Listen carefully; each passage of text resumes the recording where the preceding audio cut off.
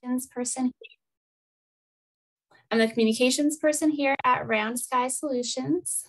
Thank you for joining us for our introductory session on embracing uncertainty through participation. And I'm excited to meet all of you today and see some familiar faces. Nice to see you again. I'm particularly excited to share what we've learned and continue to learn about working with what comes up, because we all work with uncertainty differently. And it's definitely learning about myself in this process. And uncertainty can bring out creativity for some people and for some teams. And for others, it can be anxiety inducing and our triggers can show up, or maybe a little bit of mix of both.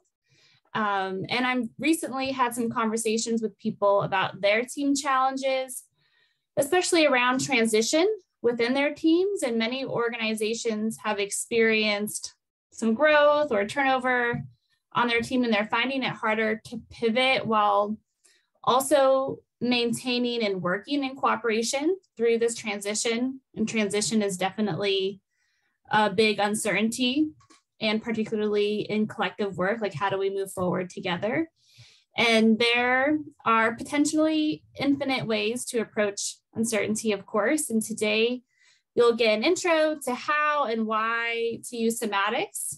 Just a quick intro to that, and also a framework, including a meeting practice that we depend on within our organization and that we teach to use participation to help guide us in these moments. So with that, many of you know us, and some of you, I think we're new to some of you here. So we'll just share a couple things about Round Sky. Yeah, thanks, Rebecca. Hi, everybody. My name is Alyssa, and I'm the newest instructor here at Round Sky. And I want to give a little bit of an introduction to you all who may not be as familiar with us. So Round Sky is a remotely operated worker-owned cooperative, meaning that we're a business where the workers own it together. And we believe that there are two main training opportunities when building shared leadership. The tools and processes of CoLab, or the system, collaboration system that we teach and we practice, as well as personal development. And we think that combining the two is part of what makes us unique. And, you know, even if the tools and processes were functioning quite well for our groups, we still need the second aspect, which is personal development, to nurture self-awareness, groundedness, emotional intelligence, and much more into our facilitation. Yeah, thanks, Rebecca and Alyssa. My name is Daniel, and I'm one of the folks here at Round Sky too. And I just wanted to just say that the next thing we wanted to share about was just that one of our main trainings is the Cooperative Leadership Certification Program. So in some ways, this is a little bit of a teaser for that program. And I just wanted to say that when we approach our teaching, we you know, just as Alyssa was saying, we approach from kind of these two dimensions of like kind of these harder skills, so to speak, of like what are some key process tools? What are some kind of activities and guidance and setup that we can use to be, you know, keep ourselves on track, as well as these softer personal development, somatic practices, things that really help us, you know, embody our own cooperative leadership from the inside out, in a sense. And so you'll hear us talk a little bit about the cooperative leadership program, kind of sprinkled through the training today. Sometimes we abbreviate that to the CLCP for the Cooperative Leadership Certification Program. So we'll reference some of the tools that we teach in that program. Yeah, and if anything that we say resonates and you'd like to incorporate some of this stuff into the way that you approach facilitation, consider applying. And once you apply, you'll be invited to have a more in-depth interview with Rebecca and see if it's a good fit. So applications are due on Friday, May 5th. And yeah, with that, I'll pass it back to Rebecca. Great. So many of us are on Zoom these days. Thanks for being on Zoom with us today for an hour. And I just want to touch on some logistics. As you know, the session's being recorded and it will be shared with you tomorrow, maybe Friday, so you get the recording and the other folks who registered. And if you have questions or comments, use the chat box, or if you want to if you are liking what you're hearing, feel free to tell us or, make some comments in that way. That use the chat boxes in the way that you'd like. And if you have any tech issues, you can chat me directly, Rebecca Fisher McGinty, and stay on mute for the most part, which folks are, because our mics are really good at picking up background noise. And we have an hour today, and we have some good time for questions at the end. So if you have questions, put them in the chat box at any time, and I'll be flagging them. So we'll have that there. Great. And to get started, we wanted to have a little moment for us to introduce ourselves to each other. And for a little bit more time with each other, we'll do this in a breakout group. So we're dividing you up into pairs to just chat with one other person briefly. In these breakouts, we would love you just to introduce yourself. You'll have about 4 minutes total. It's like 1 minute each plus a couple of minutes to chat in a sense. And introduce yourself. You might share your name, pronouns, location, organizations that you're connected with, and in particular, a little something about what brought you here today. What's a question that you have, or a topic or experience that you want to explore that kind of makes coming here relevant for you. And so before you do that, we'll model in a sense out loud and let it be a way of us introducing ourselves to you. So yes, I'm Daniel, he, him. Are my preferred pronouns. I live in Vermont, which is the unceded territory of the Abenaki Nation. And I'm one of the founders and facilitators and coaches here at Round Sky Solutions Cooperative. And I've been one of the main instructors in our trainings. What brought me here today? Well, first of all, I really love these because it's really fun to see all of you and to see who's out there and to hear more about the meaningful lives that you're creating and bringing questions, to us. It's a great way to just get a pulse of what's going on out in the world in a certain way. And I can really relate to this theme of uncertainty. I've been traveling. I'm on a road trip right now, out to the West Coast and back. I'm heading slowly back to the East Coast. But something about traveling, of course, there's lots of uncertainty. I don't have my itinerary completely planned out or anything. There's always this, this opportunity to check in with myself, understand what's going on for me, and to navigate and move from this kind of interior place. And I hope that some of the tools that we bring today will help with that, with our collective spaces as well. Thanks. And I'm Rebecca, she, hers, and I live in Bulbancha, which is also known as New Orleans. And it means the land of many tongues, which is land of many people, including the Chitimacha. And in terms of uncertainty, I'm thinking a lot about how different responses to crisis or change can impact how we can collectively move. When these moments happen, we need to be able to adapt and also to listen and to shift and to listen to ourselves in the same moment. There's a lot going on, and there's lots of tools that can support us. And I'm just noticing my own resistance to change lately, and how I see others and myself get stuck in this micro reality. It's just one piece of the picture, but not it's just the present. And so my goal today is to hear from all of you and learn for myself about how we can support each other with purpose and care in uncertainty. Yeah, thanks you all. My name is Alyssa again. I use they, them pronouns. I'm currently based in Dakar, Senegal, although I'm from the US. And this is the indigenous land of the Lebu people where I'm at currently. And what brought me here? So I've been leading the instruction for our CLCP1 courses for this cohort that we have going right now. And I have been thinking a lot about uncertainty as it relates to our collaborations, just in the midst of all of our own personal, circumstances, but also the compounding crises that we're living through and within as well. And then also, my own personal reality with disability as well as uncertainty is something that is something that I'm always contending with. So an aspect of uncertainty I'm reflecting on in collaboration is how to account for and fully acknowledge the ways that capitalism, white supremacy, and patriarchy are influencing our relationships and also our abilities to relate to one another, how we're offering grace to one another, how do we hold our entire lives and our affects in the midst of, compounding crises and meeting spaces as well? How do we pivot to attend to individual and collective material and emotional needs and boundaries that may come up as a result of our collaboration? So that's something that's been on my mind. Okay, that's great. Sorry, I was muted there. Yeah, thank you for that. And let's put you all into groups now. I think it's is it groups of 2 or 3, I think, or is it 3 or 4? Anyway, there'll be roughly groups of 3, and we'll have about 4 minutes or so. So pretty quick, but enough time to just kind of give your little check-in. So let's do that now. Great.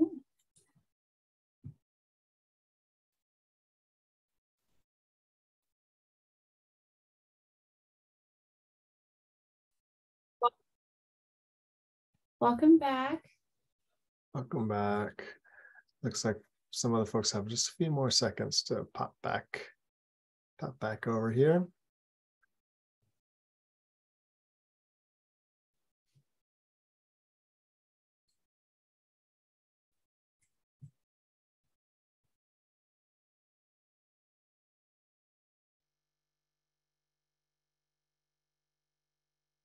Those of you back.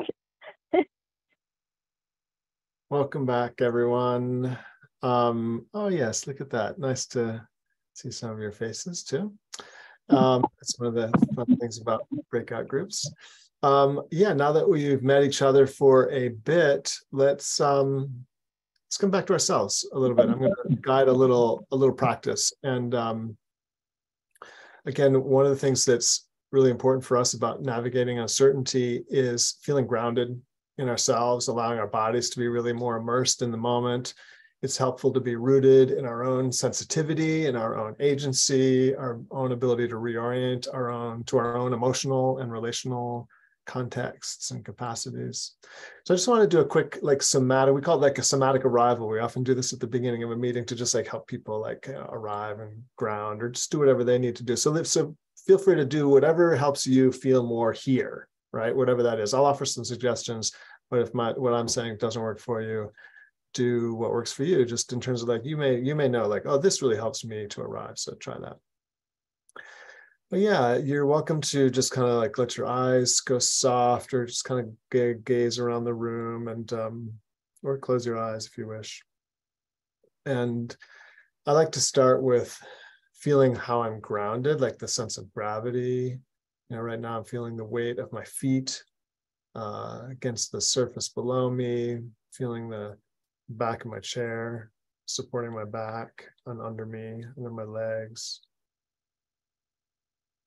And as soon as I start to feel that sense of gravity and that sense of pressure against these supportive surfaces, I start to notice my breath. And I'm wondering if that happens for you too, just a sense of oh, I could use a little deeper breath, or whatever that is.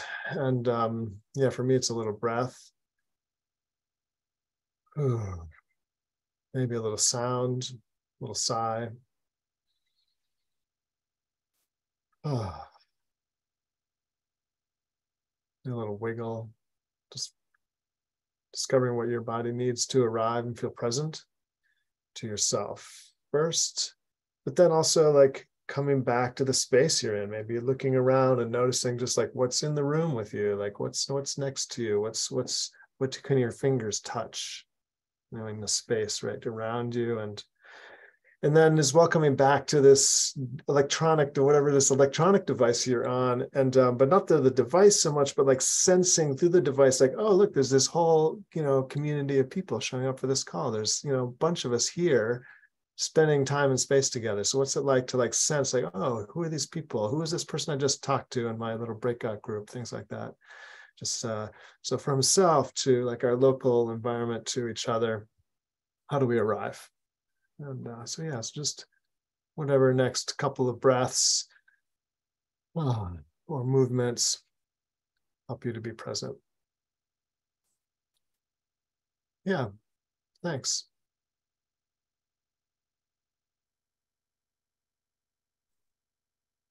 Noticing some people stretching, rolling some of their joints. Took that as an opportunity also.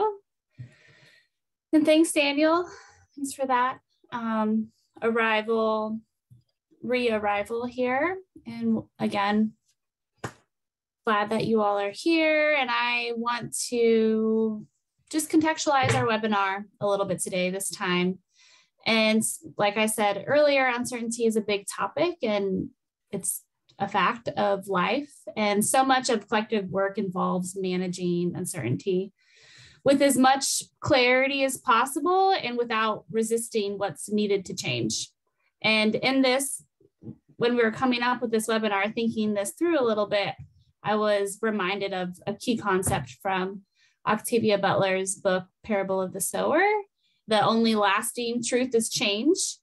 And this could be about, my interpretation is that it's about embracing that things change and that we need to step into what it takes to show up and acknowledge that uncertainty is life, that changes life, and not avoid it.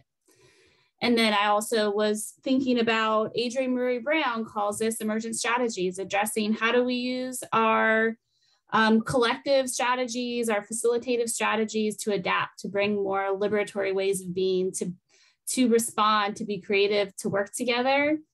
And many facilitator trainings are really about how do we work with what comes up in our group? How do we manage, how do we manage difficult people is a whole book. But like, how do we manage the difficult moments that come up, the exciting moments? How do we really embrace these things? And in this work today, we're offering an approach to balancing, adapting, and shifting, having a sense of flexibility, while also using structure to support cooperation, support alignment, support movement.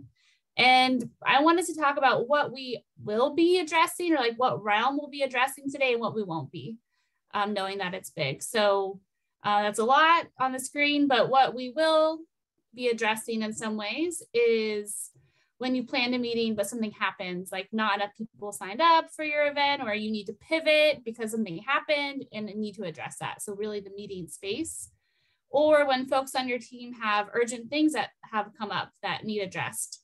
Maybe there's a realization that something's been dropped, or there's a personal emergency, or you're getting feedback that you need to respond to. So how do you like manage what you said you do and now what you need to respond to as a collective, like what your plan was, now what you need to. And then also acknowledging and making space and bringing forward tensions regarding how our lives within the context of compounding crises and the structural impacts of capitalism, white supremacy, and patriarchy, and how that's shaping and impacting our collaboration. So some ways to think about how do we collectively acknowledge that and make space. And bring forward how it shows up and impacts us. What we won't really address is what to do outside of the meeting space. Like, we're definitely focusing on the meeting space today, knowing that what happens outside impacts you and your team too, of course. We won't really be discussing conflict resolution, although that shows up and does need tending to. But you may get some things today about how to prioritize that, or how to like tap into the collective. And we're not really offering much on how trauma shows up in this space, but it's also important to acknowledge and notice and respond in collective ways to support the people on your team. So just want to name that we're really focusing on tools to use in the meeting space to collectively work through what's needed based on what your team senses is the direction, not just the facilitator or the lead, and offering some ideas about how to use somatics to resource yourself and perhaps your team. So there's some context. I'll pass to Alyssa.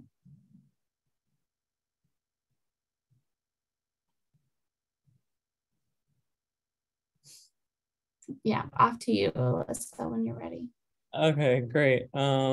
So we're covering two main approaches in this webinar of addressing uncertainty. And the first approach that we'll be discussing is a somatic orientation, or getting connected to our bodies. Kind of like we just did as Daniel led us through the somatic exercise, somatic grounding practice. So taking a somatic orientation, somatics is about having a body, being in our bodies, our relationships with our bodies, conversations with our bodies. And somatics is a term that encompasses an historically, indigenous orientation to the sanctity and reverence for all that we are, which are bodies. And this connection to our bodies, this relationships to our needs and desires and feelings has been intentionally disrupted through colonization and its systems, capitalism, whiteness, patriarchy, and these systems have taught us to distrust our bodies and prioritize living to their standards, and or in a lot of cases have subjected us to different forms of trauma, to where our experiences have made it difficult for us to know where to begin in trusting our bodies. And there's this idea of this like Cartesian dualism, the mind-body split. And it's an idea from colonialism that if we divorce ourselves, like my head is like myself. If we divorce ourselves from our bodies, that we won't be affected by what we feel in our bodies. We won't feel, we can suppress that. We won't have any impetus for change, or rebellion, or really, being responsive to our material realities, and various aspects of uncertainty. So yeah, this idea is a form of gaslighting, because feeling is the first step to change, to transformation, to revolution on any level. So enacting our will comes from a place of embodiment. So just to give context that this is where we're coming from in our current cultural context and our relationships with our bodies. And it's not as easy to say, just say what you're feeling, just be embodied. There are things to acknowledge. So slide. So we have a few orientations that are useful in collaborative meeting spaces as it relates to somatics. So the first one being that the body is a source of wisdom and creativity. So the body knows things that our conceptual mind doesn't. It's something that we can tap into and use as a resource when we choose how to respond to uncertainty or in a certain situation. And for example, relying more on our senses and perhaps our gut feelings that may come up about what to do next, rather than just our ideas about what's going on, or maybe a textbook solution on how to proceed. The second resource is rapid centering. So when we're centered in our bodies, we can offer that to others, that centeredness. And centering invites us to become more familiar with and connected to what our sensory experiences are, but also creating space around our experiences by noticing some of the other things that we could possibly feel in response and within those experiences.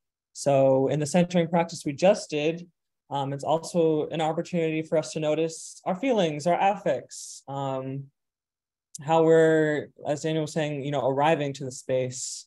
And that's important because, in collab, we want to be able to share that with each other, like how we're showing up, how we're feeling, so we can check in.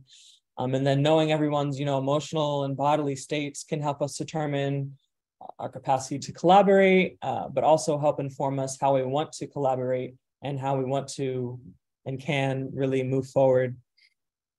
And another resource is that the body helps us integrate charged experiences. So somatic work gives us the space to start to process and more skillfully express overwhelming or hard to accept emotions that tend to live in the body. And when we do this, we can learn more about ourselves and the situation, and we can become more available and empathetic to the experiences, those same experiences that other people have as well. So in this way, perhaps we're less likely to enter into reactive states during challenging interactions. And we can express ourselves from our body from a place of honesty and hold space for others as well, and how they may feel as a result of our emotional transparency. And the final resource I'll share is metabolizing charged experiences. So by working with charged experiences, we can develop greater resilience in face of conflict, holding space for others with difficult topics, and we can generally have more choice in how we respond. And then just also note here that there's a nuance and perhaps like different approaches and considerations when it's involving traumatic responses that probably needs different forms of attention. But generally, once we start to digest overwhelming feelings and experiences, we can more adeptly move into resourceful states and navigating response. So why do we do any of this? We include somatics in our facilitator training, but the essence of somatics in collaborative facilitation and collaboration generally is that it helps us show up and meet people in situations more fully. And in the context of uncertainty, it's important to check in and be aware of our bodies so we can fully show up with our own tensions, what we want to bring forward, and encouraging others to do so. And we'll explain tensions in a minute. And also, navigating the uncertainty of our own context and gathering wisdom from others, the entire group on how to move forward. So, yeah. Thanks, Alyssa. I'm literally writing notes, appreciating how you're talking about somatics. And there's something about uncertainty that for me, I notice wanting to hurry up or figure out how to deal with it quick. And there's something about when I can tap into my body's source of wisdom, when I can notice that and I'm slowing down, I can have a much better sense of like, is this urgent? Like, and how do I respond? Because sometimes things go off that says it's urgent, but maybe it's not, or that can show up. So that's what I'm noticing. And I've learned a lot from both of you about this connection and collaboration. And I also wanted to offer a few prompting questions for you all, which I've just copied in the chat in case you want to copy it for yourself. But a few prompting questions for you to make note of and reflect after this call. You can also take a snippet if you can. So those are: how do you relate personally to uncertainty? What do you notice comes up in your body? How does this change in different situations and contexts? And what are your tactics to regroup, ground, think creatively, or set boundaries in these moments for yourself? And how do you, in the facilitator moment, build up that collective through somatics? What are some of your tools? Maybe you're already doing that and not naming it. So I just want to invite you to think about what you're naming. So I'm going to keep going, but they're in the chat box, and we will also share the slides after this. Great. Thanks. Yeah, and I want to like kind of build on this a little bit with somatics and talk about this kind of second approach that building on the first is like using what we call talking about how to build participation into our meeting practices, basically, right? And one of the things we found in our research and our work with clients is that these meetings are this really core place where dysfunction, disconnection, and lack of alignment can be amplified, right? That's why so many people are like, oh, I hate meetings, stuff like that, right? But we also really feel that meetings can be this great place of connection and moving forward, a way to show up for each other in times of uncertainty. And the key is making our meetings really relevant and responsive to our actual needs and our circumstances as they change, right? And so that relevancy, like a lot of that relevancy, like comes from like knowing where we are, and that's kind of the foundation we're building on from the somatics. So we have designed this kind of optimal meeting flow, like a process for how to guide folks through a particular meeting, which covers a bunch of key elements that helps meetings go well. You can see on the chart here, a whole flow chart for like these different sections of a meeting, and it's a little bit complicated. Don't look at it too closely right now, but we will be we'll be teaching more about this in our program, of course. But having a mutually agreed upon format for our meetings helps reduce kind of uncertainty in the moment and lets us focus on the uncertainty we need to work on together in terms of like our content of our discussions. And if everyone's on the same page about just the basics of how we're going to go through the meeting, that can create a sense of ease and groundedness for and resource for ourselves. Today, we're just going to focus on one part of all this. The part of it we call agenda building or tension surfacing. And as I said, in our program, we get deeply into each of these sections, and let's have a chance for students to practice facilitating each of these parts of a meeting process. And if learning these kinds of tools is helpful for you, then certainly get in touch with us about joining the program. Okay, so today the part is this participant-centered agendas, right? We call it the tension-driven meeting. It's a practice we learned from holacracy, and in uncertain times, we often need more information, more perspectives on our situation in order to adapt well, to like really harvest the wisdom of the collective. And this is in completely new situations, we really need to depend on the people in our team and ourselves to sense what's going on, to sense the tensions, as we call them. I'll get into that more in a minute, to sense the needs of the team in order to be able to navigate ongoing uncertainty. And of course, in times of high uncertainty, we can get stressed out, and it's even harder for us to navigate and communicate well. So having this kind of agreed upon standard process can really help. So we do this through a process that lets everyone in a meeting build the agenda in real time with each other, and then prioritize together what's most important for us to focus on for the day. And there are two features to this process. The first is building on this somatic thing, bodily sensing ourselves what it is we want to bring forward to the meeting. We call it what is our motive? What is the thing we want to see change or get addressed? And we call these tensions. Those are kind of the motivations that become like agenda items.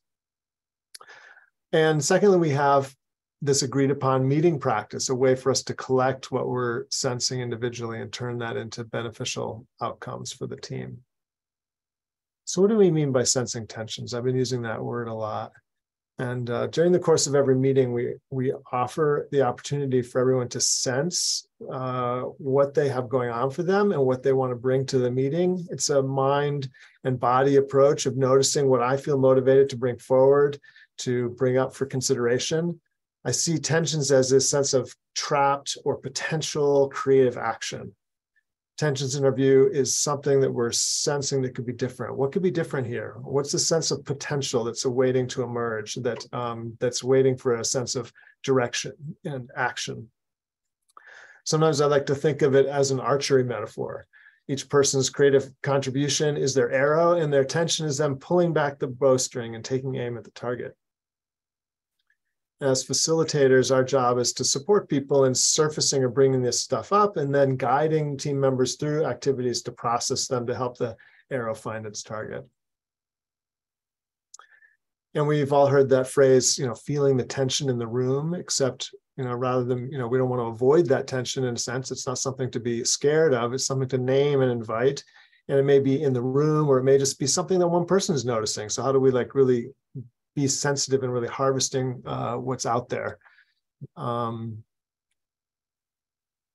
thing that's really important is with this word tension, sometimes folks say, oh, this sounds really negative, or it can be things that are really hard or difficult or uncertain, feeling stuck, feeling in conflict, Maybe we haven't figured out which path to take, but it can also be things that are joyful, right? It's a sensation, this potential that could be pleasurable, like excitement for the possibility of a new project. And they can be simple or complex, right? It could be just attention could just be like, I don't know the answer to a certain question. I could ask it and get an answer and I'm done. Or it could be, I don't understand that, our whole sense of direction for our business, and we need to revamp our whole, mission statement or our business model or something else. So these tensions can be very, scaled to any, whatever the actual kind of situation is. Yeah, I'll pause there. Great. Thank you for introducing tensions, Daniel. So with that introduction, we're left to wonder, what do we do with the tensions that we bring up? So a bit of process here before getting into the agenda section of our meeting that we call the standard meeting practice. We have the facilitator ask the question, does anybody have any agenda items they'd like to add to the agenda, or tensions they'd like to add, tensions they'd like to surface? So we're typically, since we're a remote team, we're typically working from the same shared Google document. And either the scribe that we have for the meeting or the team members themselves can add a short title for their agenda item right into the list of items to consider. Or perhaps, if it's in person, it could be written on a whiteboard or a large sticky note, or collected in another way.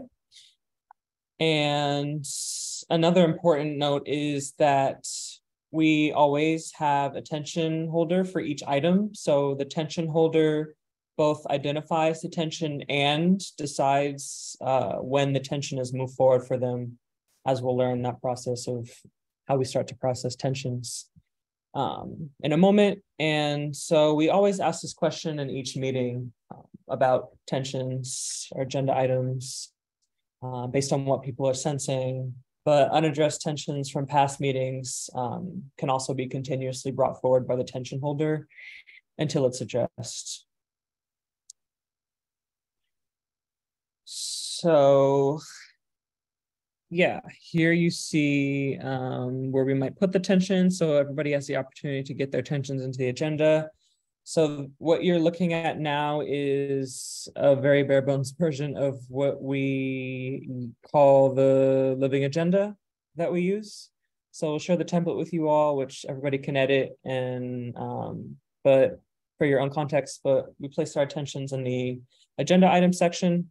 And if it's not clear what the item is about, once the person has, recorded it in a few words, then we ask the tension holder to briefly introduce their item in 10 seconds or less to the group, so we all have context and know how we want to prioritize collectively the agenda items. Then with the agenda built, the facilitator chooses an item to start with that's informed by collective prioritization via agenda voting. So that's something that we do. We vote on agenda items. We won't have time to teach it today or introduce it, but we teach that in our level 1 training. So, and in that process, when we're introducing the agenda item, we invite the facilitator invites the tension holder to give any more detail needed to introduce their item. So giving background on the item, and also asking, what will move this tension forward for you if you have an idea of how you want to process it.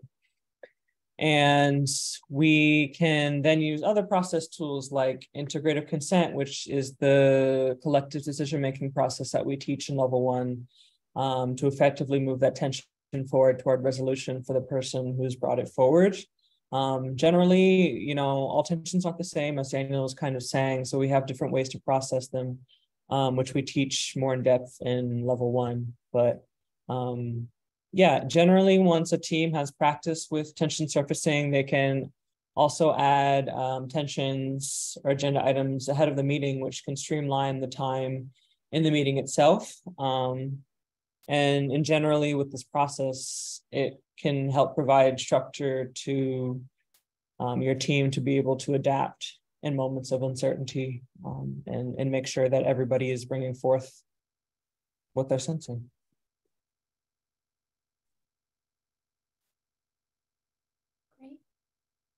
That's great. We were going to do a little practice of tension building right now. I'm wondering though, we're a little bit low on time. What do you think, Rebecca? Should we still do this activity, or should we just like save it for the Q&A? Just want a little live dealing with uncertainty right here in front of you. Live uncertainty. I think it could bring it home. Yeah. To do it, and then maybe skip this next piece, if that's okay. Great. Is that okay with you, Alyssa? Yeah, sounds good. Okay, great.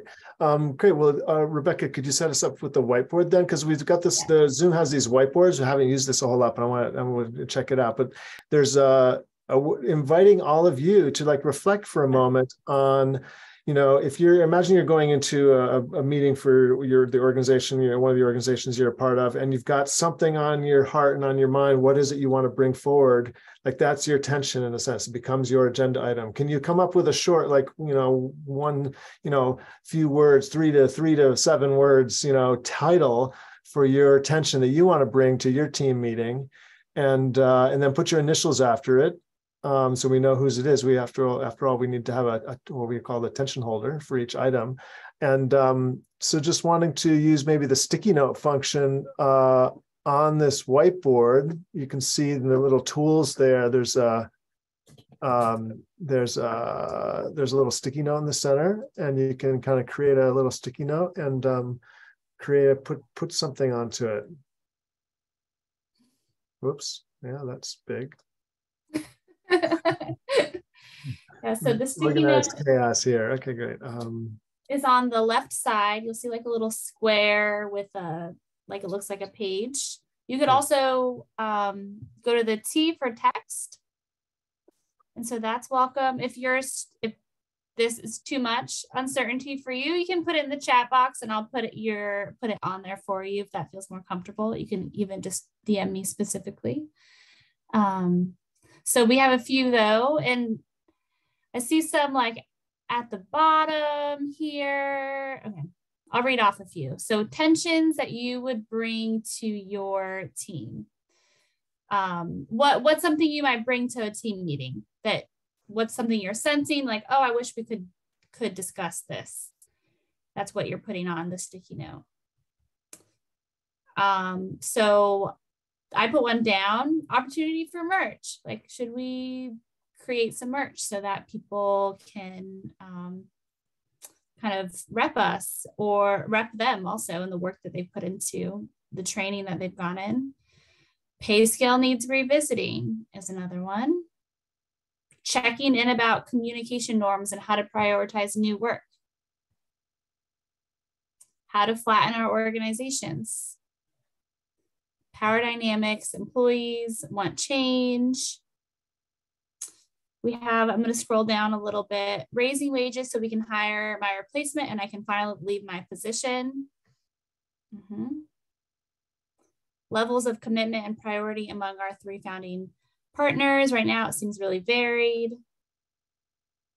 Yeah, these are great. And so we would so these are the tensions.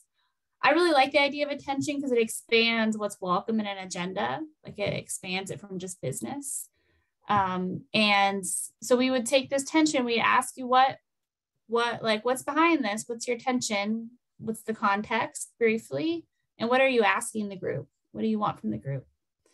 And so we might take any of these and see, maybe they have a proposal, maybe they want to talk through something, maybe they want to work on a plan or give someone a next step. But then we start to piece out what's our next step. Doesn't have to be fully complete, but how are we adapting? Yeah. And the sense and the idea that we're all, sensors for the organization in a sense, like all of us have valuable something that we might sense that nobody else, and we might be the only one that's sensing it, but it might still be really important to address. And so there's a space for that to get brought into the conversation in a sense.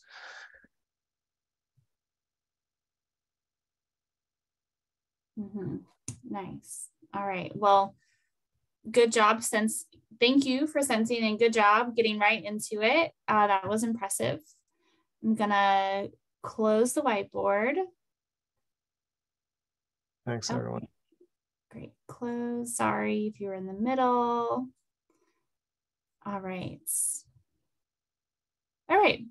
So it'd be nice before we get into Q&A to just end with some like bigger picture reflections. Alyssa, I know you had some thoughts to offer. Yeah. So yeah, in kind of summation, could be nice experiment to try to reframe your meetings with tensions to respond to uncertainty, by really getting at, you know, the heart of the matter, and source your agendas from your teams collectively to align on the work together, and also really hone in on the needs of the teams, and also build engagement across space, because the agenda is, you know, these collective tensions that we're holding, you know, and so it's not one person creating the agenda. So there are a lot of benefits to tensions, but I'll share a few reflections in my own experience with tension-driven meetings and some things that I've noticed. One is that trust is paramount. I think if there's not a level of safety in your team to surface tensions, that's a tension within itself that should be addressed. And we do teach interpersonal tension clearing in our level 2 course, but I don't think we have all the answers to what that looks like for cultivating safety to address it. But that is a tension in itself that perhaps somebody on your team or some persons knows how to move forward in that realm. But secondly, it can feel like a lot of responsibility to bring tensions forward if you or your team is not used to this type of format, or you're used to maybe like managers doing it, preparing the agenda. So in that respect, I would recommend easing into the process. Third, that it's important to really be somatically discerning of whether something has been moved forward for you. So when you're processing your own tension is being processed, and the facilitator asks, does this move this forward for you? If there's like inkling of like, I don't know, then like, you know, voice that, say something about that, because that the tension isn't fully resolved, and perhaps there's other course of action to take. But also realizing that, you know, you don't have to have the perfect solution now. It's another principle of collab. Is it good for now? Is it safe to try now? And also, yeah, that was my next point. You can revisit the tension or agreement or output that was made as a result of you processing the tension at any time, so you don't have to nail it now. And then lastly, as a facilitator, it's important to give, you know, the tension holder time and space to process their tensions. Try to offer suggestions if the tension holder, you know, doesn't know how they want to address the tension, which those suggestions and ways to process the tensions, like I said, you'll learn more about in CLCP 1, or ask the group for wisdom. But generally knowing that for some people, they may need more space for processing the tension, maybe especially at the beginning, if the process is new to them, to determine like really what is at the essence of the tension for me.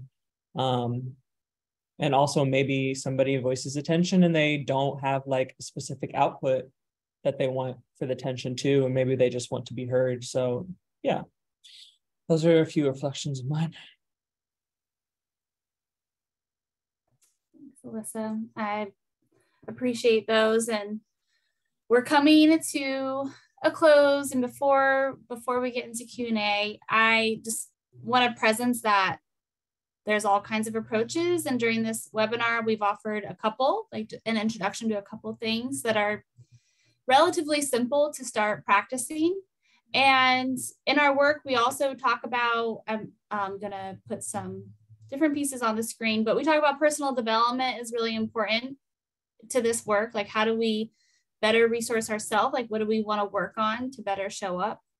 And how do we manage power dynamics within our team? How do we experiment with power distribution and group decision making, and working on accountability with roles and as we're practicing our own accountability, how do we get better at that? How do we like follow through and help each other without many of us? I'm actually not sure if we have a lot of co-op people here, but as a worker co-op, we work with a lot of co-ops who are working with how do we get accountability. And I think that's also part of managing the uncertainty is knowing what's on our plate, like knowing what can be shifted and added, having a really clear sense of that. So those are some of the pieces that are included in our work. So I won't say too much more about that, but you can read more on our website, and applications are at the bottom of the page if you want to talk one-on-one with me. Fill an application out, and then we'll talk to decide, figure out if it's the right fit.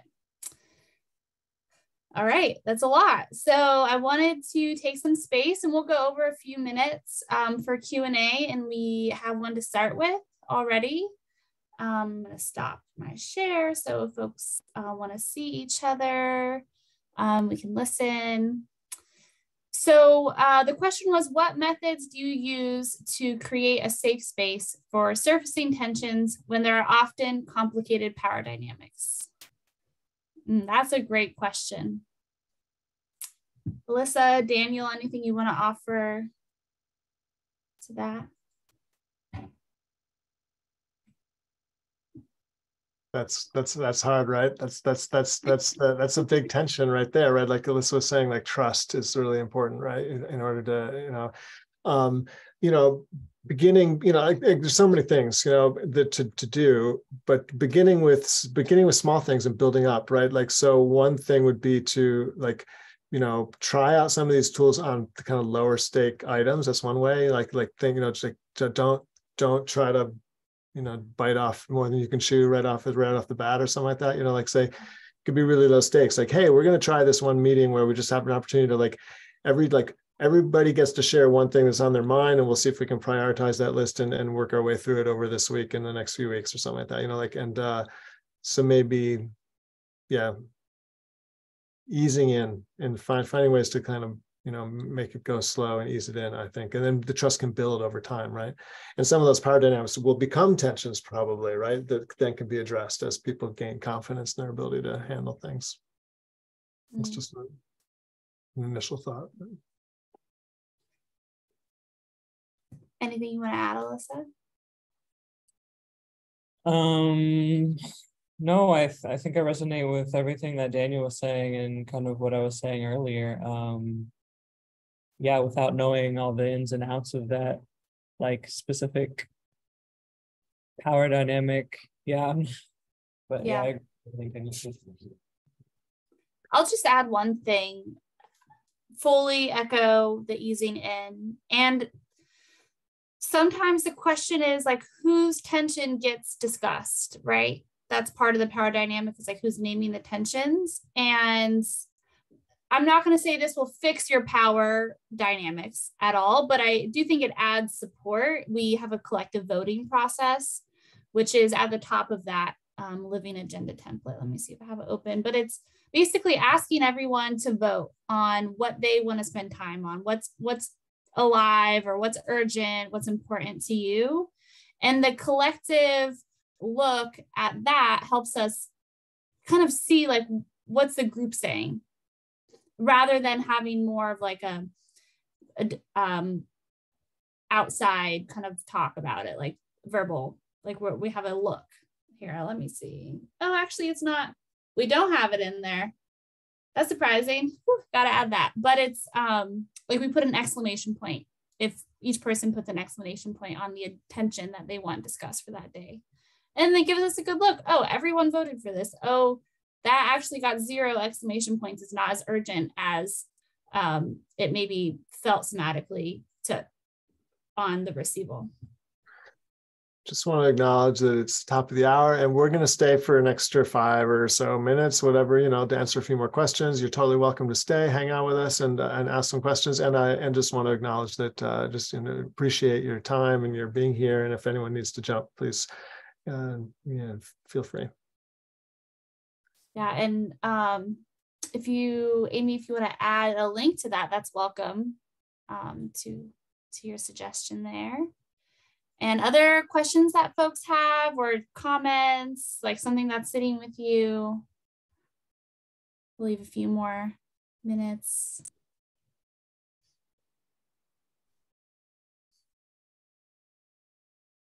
Nice, thank you for that resource. All the ways.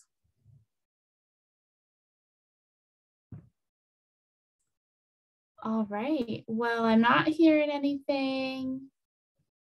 Give a few more facilitator seconds, as they say.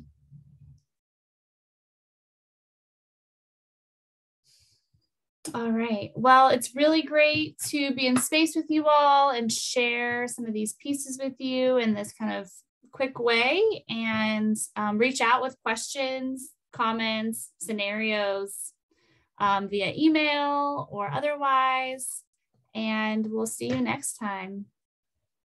Thank you for being here. Thanks all. Bye, y'all. Bye.